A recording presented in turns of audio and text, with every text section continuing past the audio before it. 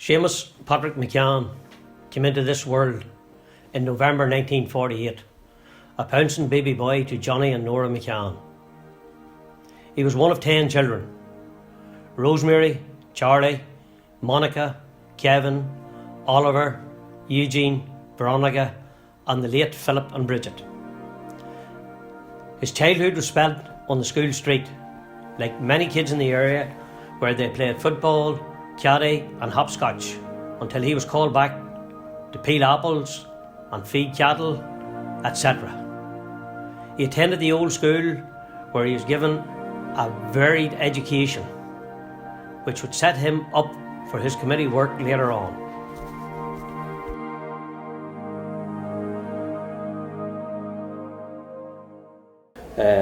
Seamus would have been sent to get the water for the teachers, the water that they boiled to make themselves tea.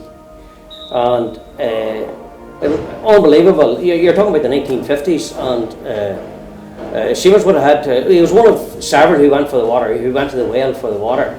And the well was situated up in the corner of one of McCann's fields. And you obviously took your time going for the water. You didn't rush things. But the water was brought back, and the teachers, Master Raverty, Miss McKeever and Mrs. Gallagher, they would have boiled the water on the stove. The stove had been lit every morning to get heat into the school. But Seamus was an ideal man to go to the well to get the water at that stage. So I just was thinking to myself, it was very, very strange that basically near enough for the rest of his life he went to the well for his family, for the football club and for this community. Stop there. Seamus, like every young man, went through a variety of fashions, like the black suit, and of course, the old favourite, the black suit. Although he did try the cowboy style, but that was short-lived.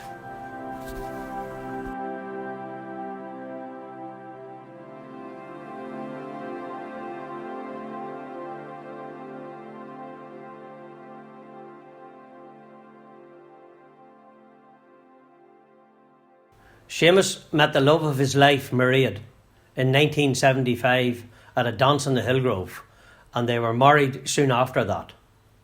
They settled down to have a family of 3 boys and 2 girls, who would be at the centre of his life from there on.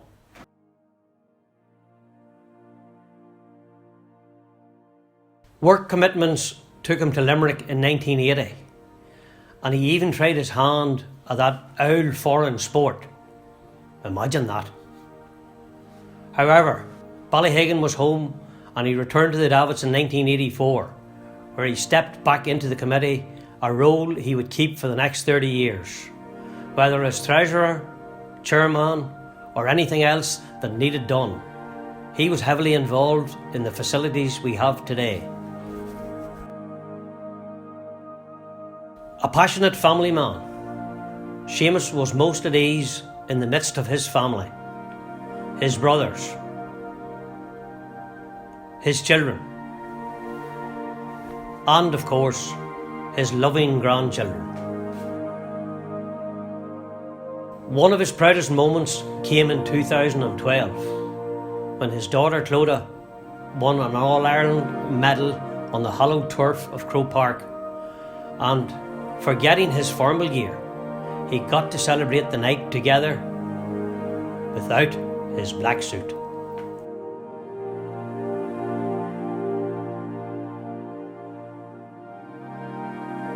Every GAA club is built upon the foundations of volunteers.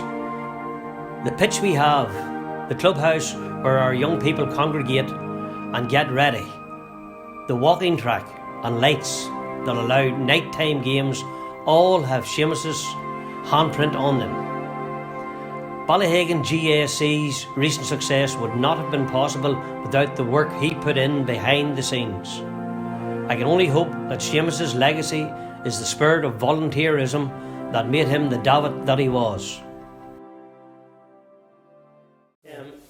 I know I was in the committee with Seamus for 20 years, or maybe more than 20 years. And when I think of him, he's standing at the gate lifting the money. That's right. He's not up here where he was for 20 years.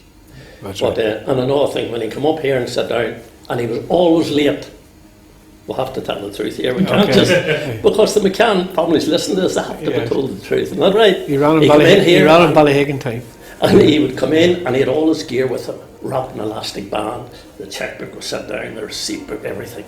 And he has his wee routine, and nobody changes routine. You got what you found with Shimmy. Shimmy was a very quiet, unassuming man, but when you got close to him, as we all did, very private man, very focused, very family man, very focused about this club. I suppose my fondest memory of Seamus would have been Seamus and Mairead. I always remember at every dinner dance, he would always attack Mairead by the hand, and the two of them went up and they danced and jived and waltzed all around. And I always remember watching them and just thinking, I would love in years to come to be as happy as what they are. They always seem very much in love. That's lovely. Mine's probably actually more of a funny one. So whenever we used to take the turns, in the jerseys and stuff, taking them home to wash them, it was Mairead's turn, and she had them lovely, out in the line or whatever, and he was out mowing in the orchards, and all of a sudden our number 16 jersey went missing. I'm not sure exactly where it went to, but actually Seamus was on the moor and the number 16 jersey went in through the moor, and I was never saw again. My fondest memory of Seamus would have to be during pre-season. We would be training away in the clubhouse, and Seamus would always have popped his head in through the door and make sure we're breaking a sweat, or just to drop in and say hello. And I know, through different football, like university football and the period of the underdogs, he would have always stopped and asked how I was getting on and wished me well, and he was always very quietly supportive that way. And he generally cared. He genuinely cared about how you were getting on and what was happening. Well, I have so many fond memories of him, but I think in particular when we started the committee, we were so nervous and we thought, we're not going to get a word in here, but it was the complete opposite. Poor Seamus, just no matter what we said, he agreed with, whether we were right or we were wrong.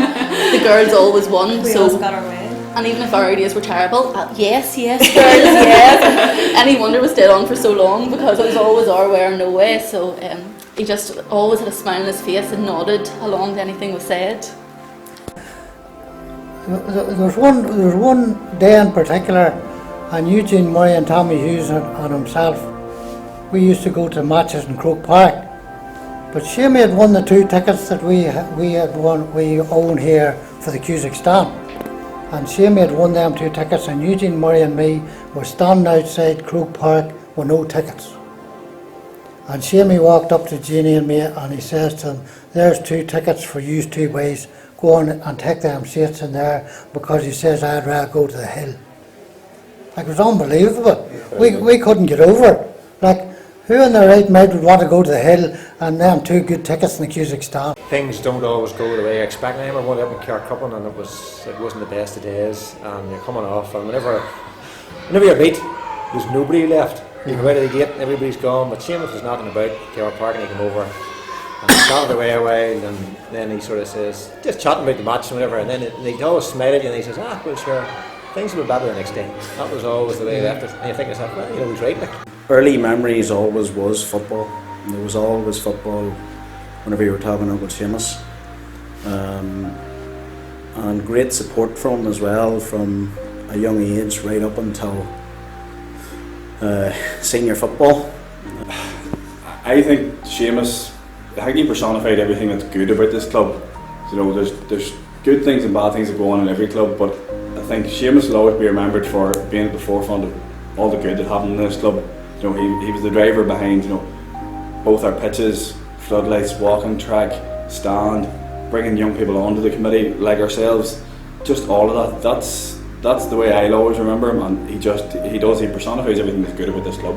I think Seamus McCann, as the first recipient of the Hall of Fame award, accepts it not only on his behalf and on his family's behalf and his whole extended connections behalf, but also on behalf of all those deceased members.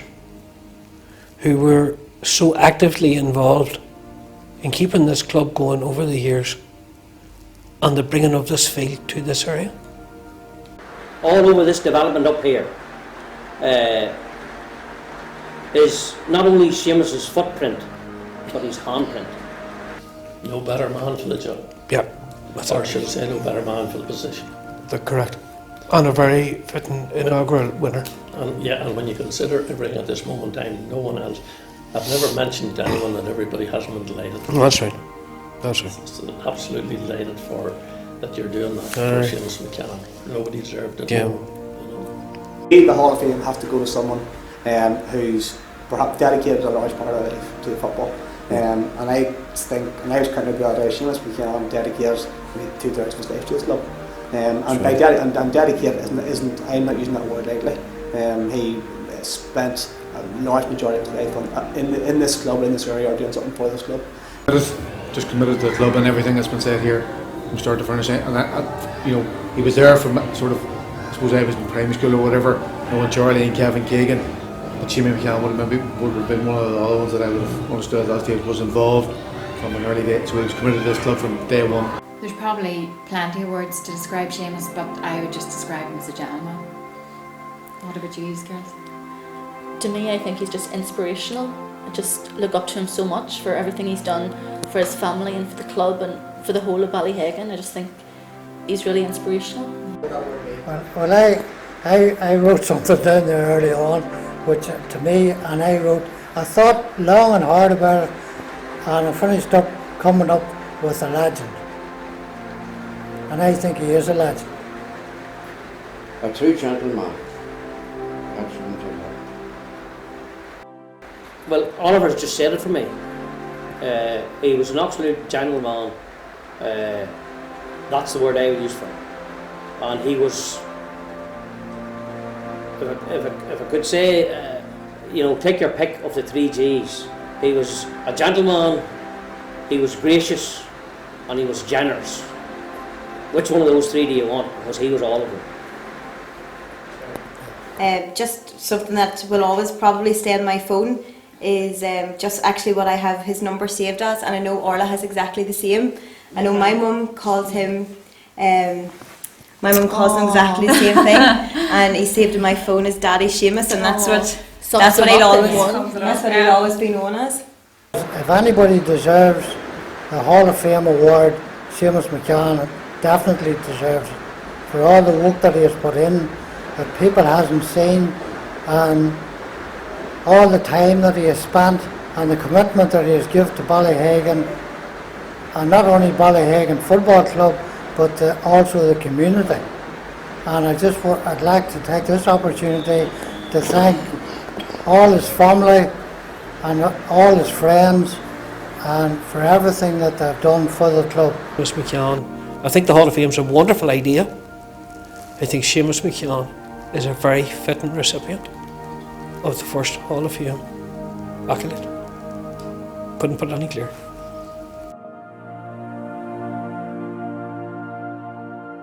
Life provides us with many cruel twists, and Seamus did not get to enjoy the men and women's recent success. But one of the most poignant moments of our club's recent history was the photograph of our young men visiting Seamus the morning after the final, and the proud look upon our chairman's face. It's a picture that speaks 1,000 words.